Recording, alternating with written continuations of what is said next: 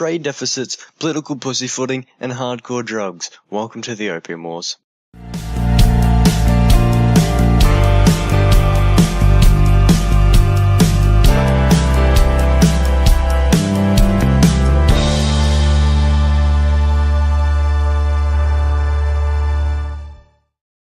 Hi, and welcome to Feature History, featuring the Opium Wars.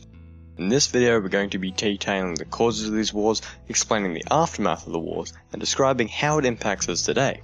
So if that's what your school assignment requires, you've come to the right place. If you're looking for a more detailed analysis of the battles and tactics, I'm afraid you will not find that here. So as always, let's begin with some background. In the beginning of the 19th century, a new era of interconnectedness had swept the globe, and the term international was born. Merchants and travelers navigated the globe, searching for resource-rich lands and gladly alleviating the natives of their abundances to supply the rapidly industrializing West. Great Britain, a focal point of this era, was lacking financially due to wars such as the American War of Independence and the Napoleonic Wars.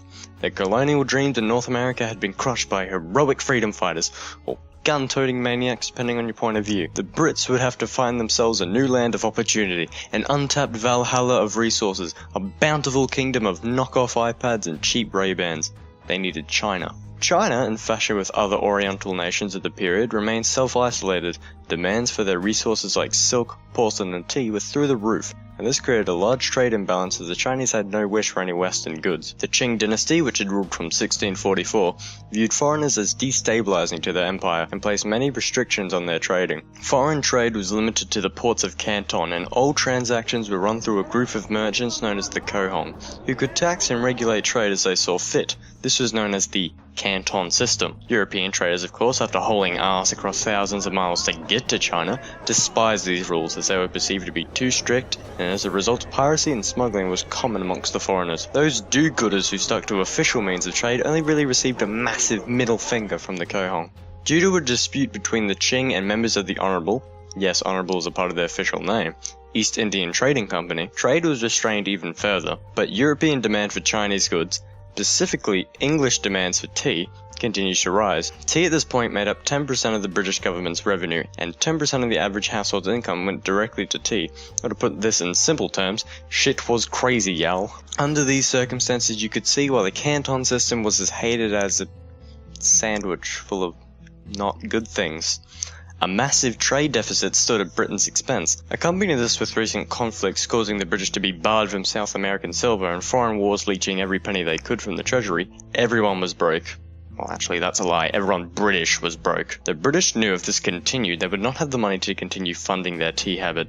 They embarked upon a diplomatic mission to China, sending George Macartney to open a dialogue with the Daoguang Emperor. Now, this went about as well as my last date, having several unwanted advances followed by a disingenuous thank you and never talking again. The British needed to find something the Chinese wanted to offset this trade deficit, and then they did. Opium. The Honourable East Indian Trading Company had conquered parts of India and had intended to grow cotton upon these lands. Due to the highly competitive status of the cotton market, it was unfeasible. This was when it was discovered poppies grew incredibly well upon the land and it produced rich opium which the Chinese highly desired.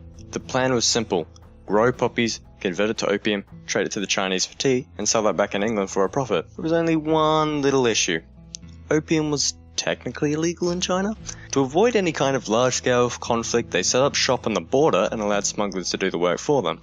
This of course went swimmingly and no wars were ever caused by anything as little as drugs. Oh wait, no, that's exactly what didn't happen. Opium sales were highly successful and the drugs were being pushed into China on a ridiculous scale. Sales only heightened when the British government dissolved the Honourable East Indian Trading Company and took over operations directly. Opium flowed into China completely unregulated. The Daoguang Emperor refused to stand by idly and watch his country become corrupted so easily.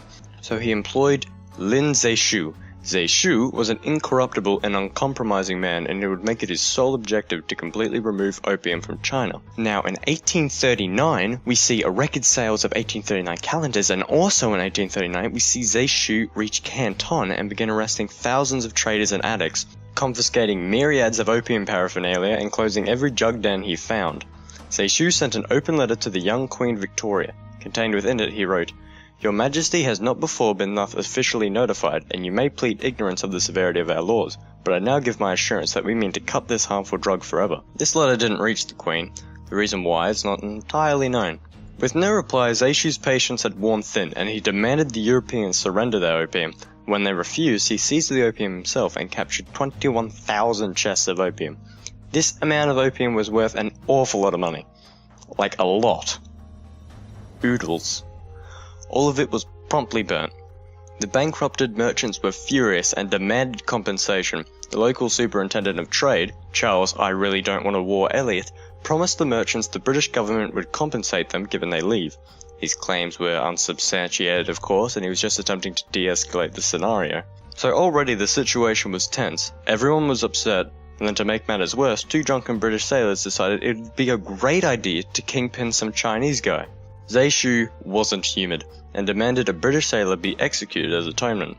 Elliot tried the men responsible in his ship and sentenced them to hard labour back in England. Might be worth mentioning they never did actually serve this sentence.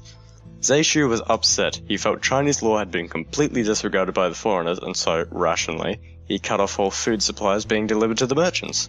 The British merchants were forced to retreat to the desolate island of Hong Kong off the coast. After their retreat, Elliot sent a message for food trade to continue, but any response was delayed. Men were sent to shore to purchase food, but on their return the Chinese attempted to seize their supplies, and so a naval battle broke out, beginning the First Opium War on September 4th, 1839. The British set up a blockade on the Pearl River leading to Canton. Their demands were that they be reimbursed for their opium, the Cohong monopoly be disbanded, and that Hong Kong be ceded to Great Britain. Through these blockades and the conquering of islands, it became clear the Chinese army was no match for the modernized British. Predominantly equipped with bows, spears and swords, matchlock rifles were a rare sight amongst their numbers. Few also wanted to be the bringer of bad news to the Daoguang Emperor, so his understanding of the war's happenings were at best limited, and at worst completely the opposite. The Daoguang Emperor dismissed Lin Zaishu, who he had once commended, and replaced him with Qi Shan, who had been in power with the ability to negotiate with the British. Immediately, Qi Shan and Charles Elliot began to negotiate how to end this war.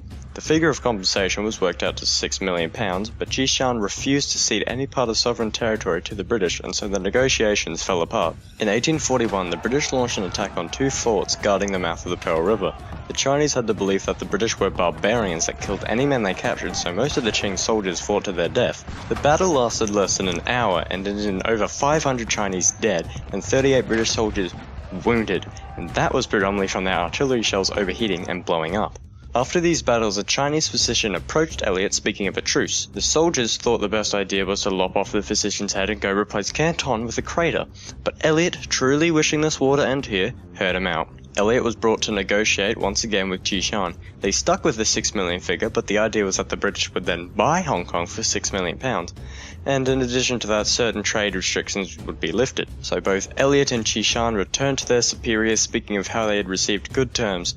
Lord Palmerston, Elliot's boss, showed his gratitude by firing Elliot and continuing the war, and the Daoguang Emperor responded to Qi Shan by arresting him and having him ordered to be executed. By the end of May, the British were in a position to bombard Canton, but luckily for the inhabitants, the British were paid off by local officials to withdraw.